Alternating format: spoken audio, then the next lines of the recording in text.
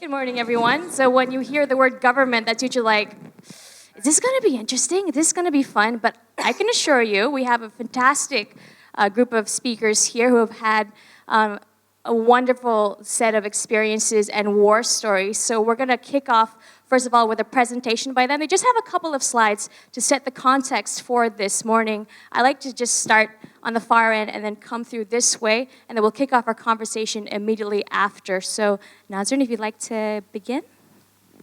You will stand up and present? However you're most comfortable. All right, sure.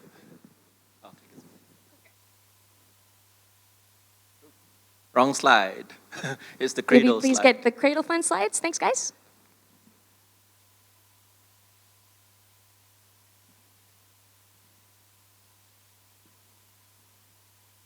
Hi, good morning, everyone. I'm Nazrin, and I am the CEO of Cradle, as I was introduced just now. I co-founded Cradle in 2003. We're a government fund under the Ministry of Finance, and our key focus is funding early-stage startups. Let me give you a little background story. Long time ago, I was a technology startup entrepreneur. One of the top 3 positions in the first nationwide business plan competition. You know, they put us on all media and everything like that. You know, interviewed by a whole bunch of VCs, and then after that they said, Nazrin, there's no funding. And I said, how come? How come there's no funding? Oh, nobody funds early stage companies. And I said, where do we go for early stage funding? And they said, well, family, friends, or fools. All right? So basically back then there was MSC Malaysia and there was no early stage funding. Yeah? Myself and a few other industry participants had lobbied for 2 years for development funding from the government for early stage funding. And about 2 years later, and after a presentation on 8th of May 2003 to Tun Mahathir, at that time Datuk Sri Dr. Mahathir, a month later Cradle was born with 100 million ringgit. Yeah? So that's how Cradle was born, just a little bit of background story. All right. So here is a very messy slide. And the reason for this is because I've only got 3 slides, and I'm trying to explain what we do all in one slide. So if it's a bit messy, it's all right. I'll go through it bit by bit. Yeah. How Cradle works is that we operate everything that's in the early stage ecosystem, be it in the public side or the private sector side. On the public side, we provide funding ranging from 150,000 ringgit all the way up till 3 million ringgit. Some are in grant form, some are in equity co-investment form where we co-invest with other regional investors, and the rest, between 1 to 3 million, we have a venture capital arm called Cradle Seed Ventures. So on the funding side, what we do, grants, co-investment, venture capital, 150K to 3 million, everything within the early stage, we cover. All right? In the last 12 years or so, we have funded more than 600 plus startups in the country. We are literally the largest deal flow house as far as early stage deals are concerned. I will show you some of the familiar names that you might have been seen funded by us. So we're involved in those 3 products. We are also involved in equity co-investment. On the private sector side, now one of the things is that even though we're a government agency, we've always been cognizant of the fact that you cannot depend on the government forever. Okay? Any intervention by the government is meant to be focused, it's meant to be temporary, and it's meant to be a filler until the private sector picks up. But when do you wait for the private sector to pick up? It doesn't pick up. If you wait, especially in an economy like Malaysia, where there are ample arbitraging opportunities in many other economic sectors, nobody is going to want to fund a high-risk tech startup. Yeah? You might as well put money in property and double it within 5 years. Many of us here probably have done that already. So in trying to move the private sector, we've always worked with private sector entities and organizations, you know, in order to move some of the agenda. I'll give you an example. The Coach and Grow program was started by a company called Proficio, under Dr. Siva and Renuka Sena, 2 of the industry stalwarts. They came to us because they recognized that there was a problem with companies scaling. We were commercializing a lot of companies, but companies were stuck between 1 to 3 million revenue range, and they weren't scaling. They weren't getting to the next level. They came to the level when they were jago kampung, and they were not growing anymore. What do we do about this? You know? So they came up with a program under the private sector initiative to help companies scale from one level to the next, from pre-commercialization to commercialization, from commercialization to growth, growth to regional, so on and so forth. All right, the program has basically coached about, I think, more than 600 entrepreneurs, in the last 2 years or so. And I think in the last season of the program, those companies raised about 71 million in funding, and have generated revenue of about R500 million ringgit. So it shows that other than money, entrepreneurs also need to learn how to scale. And they don't need a touch and go program where you put them in for 5-6 weeks. What they need is a constant guidance for the CEOs to keep to their direction within the company. How do I implement this next? How do I get advice from VCs without asking him for money? How do I get strategic partners in? How are you going to help me grow? So in the Coach and Grow program, this is how all the coaches from the industry come together to focus on the startups to help them scale from one level to the next. So whatever that we do well in government, we focus on that. Whatever the private sector does better, we bring them in-house. This has always been our approach. All right? Now, how do you build up on the private investment side? All right? Because at the end of the day, there's limited government funding. Cradle is probably one of the few funding agencies around. So one of the things that we did was we started with the equity co-investment, where currently we have about 10 co-investment partners, locally and regionally, with a cumulative fund of 57 million ringgit. So at the end of the day, there are opportunities for early stage companies to get funded, and they are willing to co-invest with Cradle. At the end of the day, you have to take up the opportunity to impress one of our co-investors that you're worth getting funded. But the availability of funds from the private sector is there because we started a co-investment program. Now, how do we get on with the other parts of early stage funding? For angel investment, for example, one of the things that we had to do in order to kickstart the whole thing was we had to lobby for 2 whole years to get an angel tax incentive through. Not many of you may know, but individuals in this country who are tax resident and you invest in tech startups may get a tax deduction of up to 1-to-1, for your angel investment. And Nazrin, we're going to get into your angel investment network in our conversation. All right, and the other part that we built up is also on the equity crowdfunding. We're one of the key parties that started equity crowdfunding. So in short, we built up the private side and also the public side. Equity co-investment is our partners, and these are some of the companies that you might have heard of before: Carlis, iMoney, MyTaxi, FlexiRoam. They all started with us on their first funding. All right, thanks. All right, thank you. An impressive list, of course, and Cradle Ventures has been around for some time. Raymond from the Philippines, just share some thoughts. May I have okay, thank you. Let me just sit here. The startup ecosystem in the Philippines is very, very early stage, okay? But the excitement actually started about 7 years ago. Government was not involved in any way, and that's the reason why a lot of the startups and the players in the community were actually enjoying.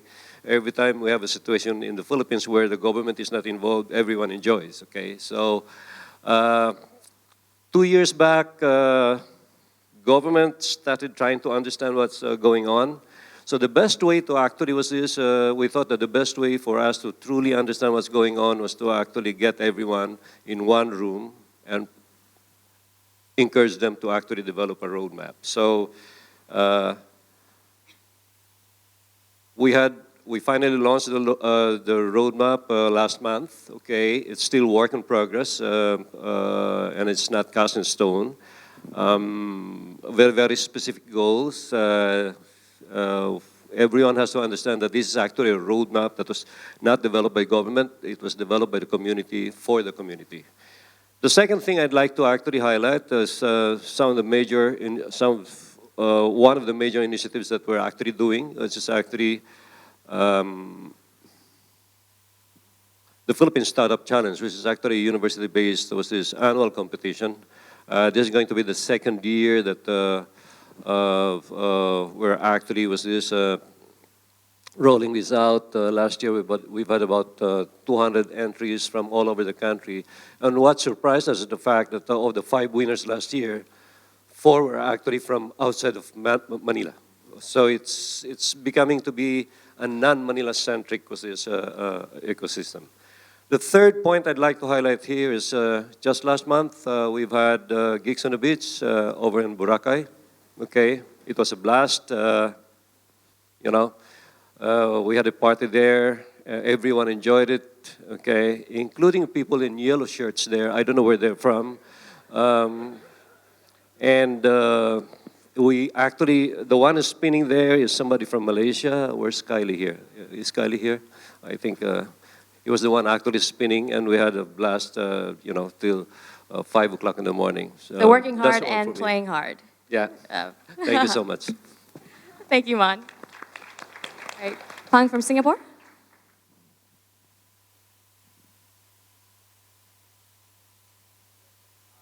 Hi, I'll just do this sitting down. I'll start from the big picture and then zoom in on what we do. I'm Heng Sun from Infocom Investments. Not exactly government, but government-owned investment company.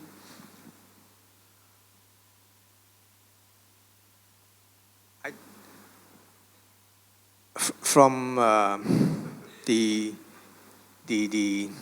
recent kind of a global startup ecosystem survey, used to be called the Startup Genome Survey, Singapore did pretty decently, moved up from 17th to the 10th position. I think the key things that happened in the last few years in Singapore's tech ecosystem is the increased availability of funding, both at the various stages as well as the kind of mentoring and advice that the investors can impart onto the startups. The general spirit of entrepreneurship having taken off. What we did not do, admittedly, that well would be on the talent and manpower part. Small country, limited number of people, but it's a balancing act, and we'll try to do the best going forward. The ecosystem has got many players in Singapore. The next slide, I'll come down to what the role that we do, but within this whole ecosystem, the bottom part, if you look at the bottom part, the one in the long horizontal box in orange, that's where actually the government is. A couple of agencies there that give incentives, grants, lay down some industry directions, flavors of the year, and giving a kind of a fundamental base from which, hopefully some startups will find useful. But the rest of the ecosystem is largely private sector, beginning from accelerators. Accelerators really took off in Singapore about from the last 24 months, maybe. And then they progressed to early stage and growth stage VC funding. A lot of VCs in Singapore, as you may already know. And I think the interesting part that came out, again, over the last few years would be the active involvement of corporates. The corporates will bring market access, the channels, and they also bring problems that hopefully, by working with a startup, they can get it solved. And that represents an opportunity for the startup. And the whole thing is wrapped around now in Singapore with our Smart Nation initiative, focusing on a few key areas, like, for example, we are urban, we have an aging population, so issues surrounding how the aging population live, move around, gets taken care of, and everything in between, getting a lot of sensors all over the place, making sense of the data that's collected. So that provides an overall wrap for, again, that may suit certain startups that have ideas in those directions. And you're having them solve real problems then? Hopefully. It's a work in progress. The Smart Nation thing is actually just recently announced, right? And to come down to us, we are a government-owned investment fund. So we don't give grants or incentives or anything like that, but we stick to an investment-led approach. We do a lot of accelerators. We have put money into a few of them, some names up there. There'll be more names in time to come over the next 2 to 3 months. And the whole idea of sparking off the accelerator movement in Singapore is to build a pipeline, a next generation of startups. While Singapore sees a lot of startups now raising Series A, B, and that kind of funding, those are startups of, say, 5 years ago. So you need a constant stream of new ones. We think that accelerators can be a kind of look at it as a farm. We grow our startups. And we're seeing more of those accelerators pop up, especially in Malaysia. Yeah, so. and it's a regional phenomenon now. Yeah. Right. Well, Pang, we'll get more into that into our conversation. Yeah, and then we do direct investments, and for the non-investment part, where we also deploy some of our funds, would be community building. We have a place called Bash. It's Block 79, near to Block 71, built amazing startups here. And we have Block 71 San Francisco, in partnership with Singtel and with our university. So we're getting a real party vibe. We have Bash, we have Geeks on a Beach. So Cheryl, what kind of a party vibe are you setting up with Magic? Great. That's my slide. So I was in the US for 12 years. I started my company in New York and sold it in Silicon Valley to Walmart Labs. So when I came back here a year and 3 months ago to be the founding CEO of Magic, I really wanted to do a gap analysis of the ecosystem. And when people say ecosystem, it really means that there are multiple players, existing players, and then new players coming in. So we did sort of I kind of did, because I was employee number 1 for 2 months, to really study the ecosystem and speak to a lot of existing players, because I was setting up Magic's mandate, vision, and mission, and we did this analysis. There was over 100 government agencies already supporting entrepreneurs in Malaysia, and another 80 plus private sector entities. So this is a quick kind of overview of my really ugly slides, because I did it last year and I haven't quite updated it. But the red ones are sort of where we're maybe lacking a little bit. Thanks to Cradle and Nazrin, there are a bit more VCs in Malaysia. And then the orange ones are where there's some gap, and then the green ones are where we have an abundance of resources.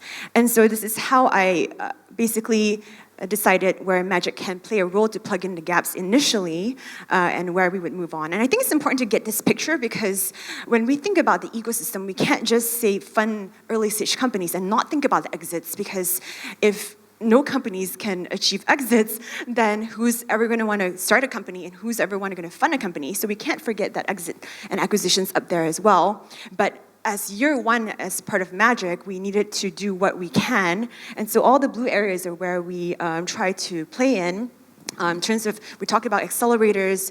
Last year when Magic came about, there was only 1. Now there's 7. So there's a travel accelerator by Tune Labs. There's a fintech accelerator by Maybank. So I think that area has definitely boomed. On the bottom part is where the education matters, because a lot of entrepreneurs may not have the necessary skills they need to scale their companies. So we wanted to tackle that part, as well as the culture and mindset, a regional global exposure, and then the role models. We had a lot of successful entrepreneurs in Malaysia, but there wasn't quite a platform for them to come out and give back. So we really wanted to create that. So this is the most government slide you'll ever see from me, with the pillars and the overarching strategy. So we support high-growth startups as well as social entrepreneurs. And we decided to really focus on educating, exposing, and accelerating. So we launched Magic Academy, where we've hosted over 80, I think probably over 100 workshops by now, and trained over 15,000 people in UX, in Ruby on Rails, digital marketing, and whatnot. The exposure program, we have a 3-year partnership with Stanford University, so we take them on a 2-week exposure trip to the Silicon Valley ecosystem. We also take them to Singapore, Thailand, Indonesia. And the accelerator part is the part that I'm pretty excited about. Our accelerator is based off of the Startup Chile model, where we literally wanted to build a community. So we don't take any equity from these startups. We have selected 77 companies from around the world who has an ASEAN focus.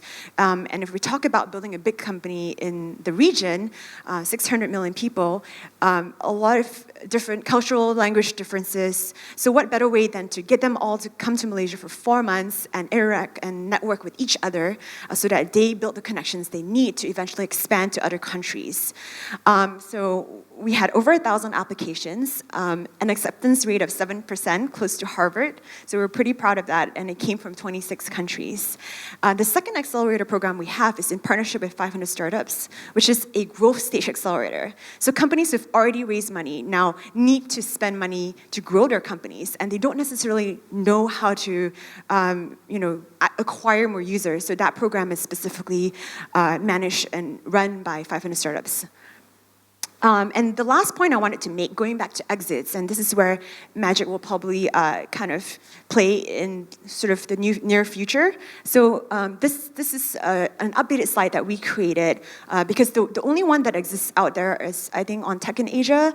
I think Catcher Group did one. So we updated it with latest data about the top 10 IPOs, tech IPOs in the region, and 8 out of 10 of them are actually from Malaysia, and 2 are from Singapore, right?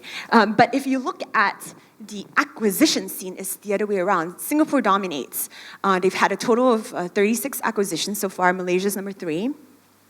But you can see through the average deal size that, Malaysia is pretty skewed by JobStreet that was acquired by Seek.com for about $500 million last year.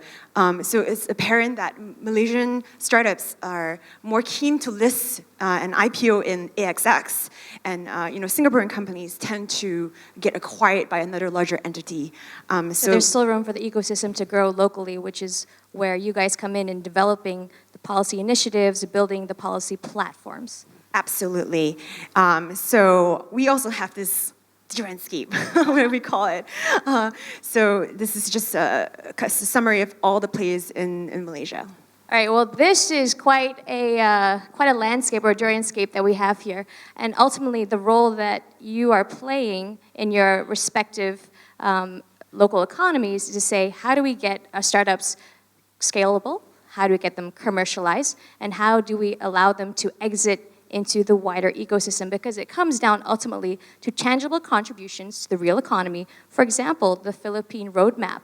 That's about saying we're going to create jobs, 8,500, from 500 startups with total cumulative funding of 200 million, value of 2 billion. So what needs to be put in place here? Because you've all identified the policy gaps. You've identified the knowledge gaps through the accelerator programs that have been put in place. So I'd like to start with Mon on this because you're already looking to the future, and this is the first roadmap in the region around the startup agenda.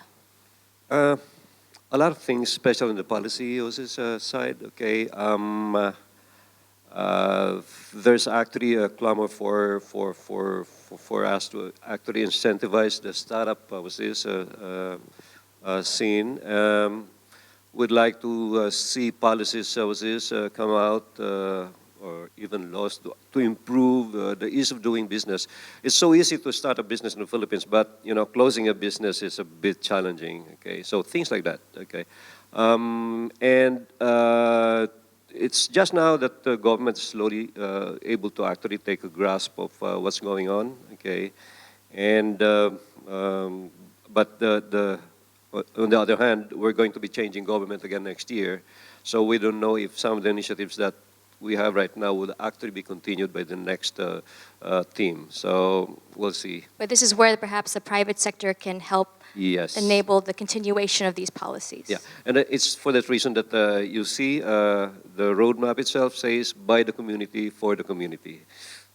Speaking of communities, in Singapore, BASH is just one of the more recent initiatives developed in association with Infocom. And this all comes down to helping create a smart nation.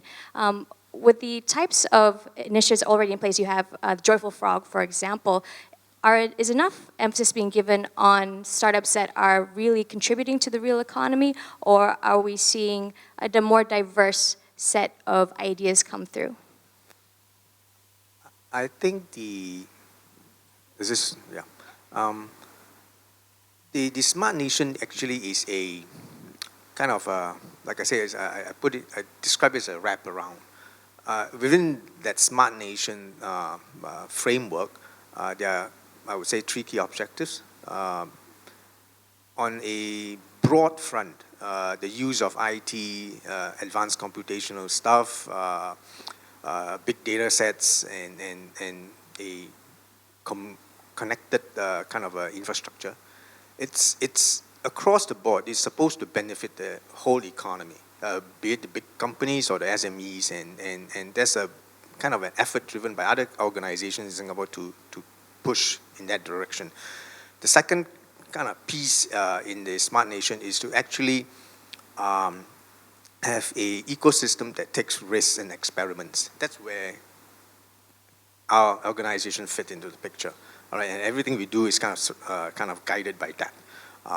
And in the hope that at the end of the day, a new generation of companies would come out and produce new products, services, and things like that that will make money eventually. Commercial success is the ultimate goal. And the third factor in the Smart Nation is this connectivity thing, and the use of technology is to give everyone a better quality of life. So it is, it's not exactly, it is kind of half political, half economic kind of a thing, where it's supposed to benefit everybody. So the middle part is about the startups, and the first part is about, all businesses, be it big and small in Singapore. So it's almost like what Azra was saying earlier, when you disrupt and you hack into what's already happening to identify a problem and solve it. Yeah. Now, speaking on the commercialization and the risk aspect, Nazrin, in your experience, as you said earlier, it took some time before you really saw robust funding in the early stage phase, but now with what Cradle Fund has been able to achieve, as well as other aspects of the ecosystem, you still saw gaps there, and the Angel Business Network just launched here in Kuala Lumpur, and we still have more ways to go when it comes to identifying more funding avenues. What's the next step, do you think? Okay, right from the very beginning, I think when we started Cradle, we were the first grant in the country to set a commercialization rate benchmark. Just to share with everyone, currently our commercialization rate is running at about close to 60%. 3 out of 5 deals that come to us get commercialized. So we found a formula to understand and to know what sort of companies will get to commercialization point. The government funding is done. We've got to drive the private sector investment, and this is where it gets tricky, because we're in a country where, as I said, people can still make money from the traditional sectors, without having to, really lift weights. So when we're talking about co-investment, for example, you realize that you're not going to get a lot more private investment in Malaysia. I mean, there are initiatives like Axiata Digital Innovation Fund, which is a great start and everything like that by some of the GLCs, but it's going to take time. Whereas right now, I mean, a lot of people talk about competing with Singapore. I've always had a different perspective on this. Singapore is a hub. Why not leverage on what Singapore has done? There's a lot of regional co-investors there that are interested to look at Malaysian deals. And with Cradle's, with Magic's great efforts in promoting, Malaysia, more of these regional co-investors have been interested to look at Malaysian deals. And once they come to Malaysia, they actually realize that there's a lot more going on in this ecosystem than they ever thought there was. There's Magic, there's Cradle, there's the entire ecosystem going on here. But it will take time. Right now, there's a Malaysian Business Angels Network that's driving the angel agenda. We have one of the strongest angel tax incentives in the world that would hopefully help promote angel investing amongst really bored professionals who really want to try to get into investing in startups or getting involved in startups in some way in order to excite their professional careers again.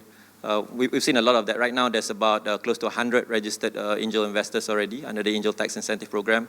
MBAN has run 3 pitch programs already. The angels are coming in. We're hoping that somewhere along the way, together with equity crowdfunding, the angel deals will get done. It will be a gradual process. We will still need government intervention, but over time, we will start moving it towards the private sector side via co-investment and via angel investing. All right, on that point of regional co-investment, or even just the broader theme of regionalization, Magic, with your accelerator program that has an ASEAN emphasis, in 3 years' time, you hope to identify something like 100 startups with Distro Dojo as well that has that ASEAN focus.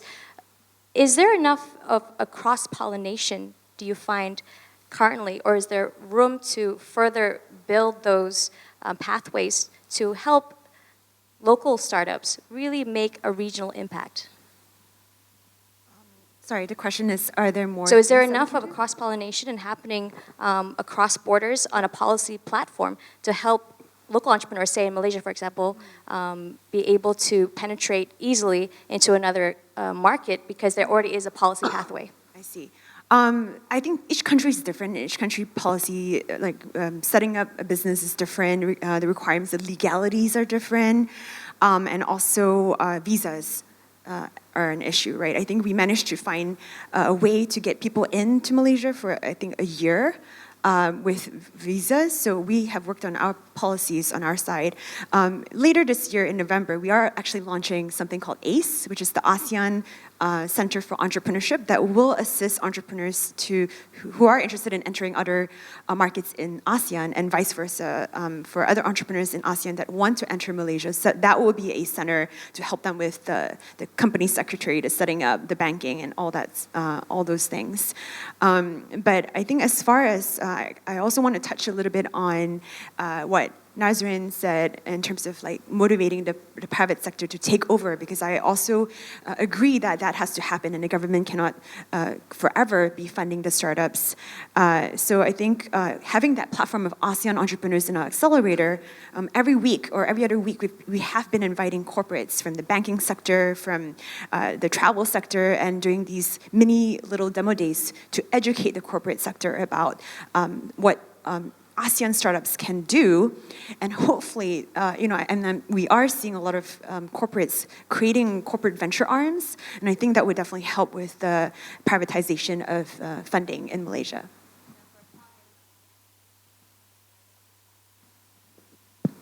There we go. All right, so Pang and Mon, now given this ASEAN platform, especially with the roadmap that is being developed for the Philippines, is there enough of an aspect that's being considered by saying, okay, it's not only about developing the local startups, but saying invite others. For example, Catch That Bus.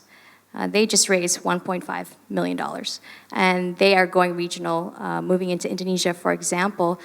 So is this something that's being taken into account in your local ecosystems? We would like to see that happen, okay? And in fact, we have, in the Magic, we have 4 or 5 Philippine startups in the Magic Accelerator program. We see a lot of Singaporean startups test driving their ideas in the Philippines, primarily because of the population that we have right now, 110 million, okay? And a lot of the development as well of Singaporean, even Malaysian startups, okay, being done in the Philippines because of the talent that we have there.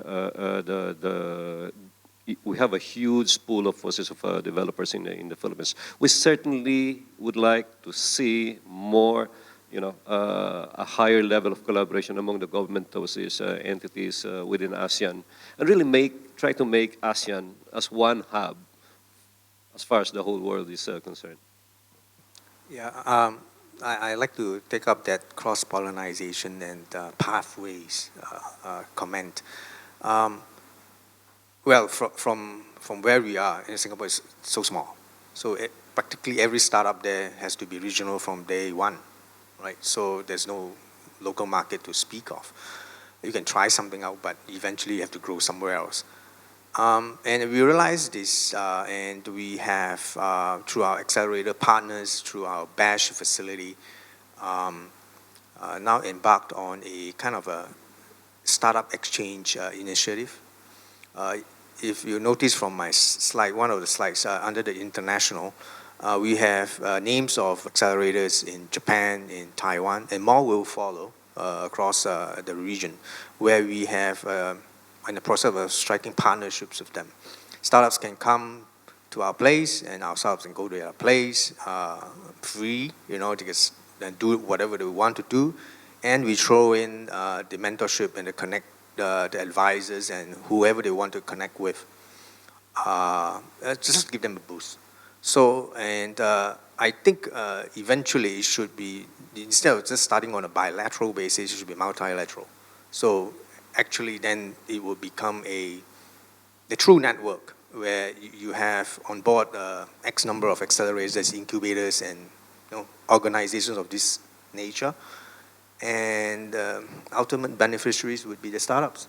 All right, thanks, guys. Unfortunately, we've run out of time because they do want to keep our agenda going. But it sounds like there are a lot of ideas here that could be fed into the ACE program potentially at the end of the year. So maybe we want to grab a coffee after this. And the fantastic thing about Wild Digital, of course, if you have any questions for any of the panelists, you just hit them up for a rapid mingle or just catch them for a coffee in the hallway. Thank you so much for your time today.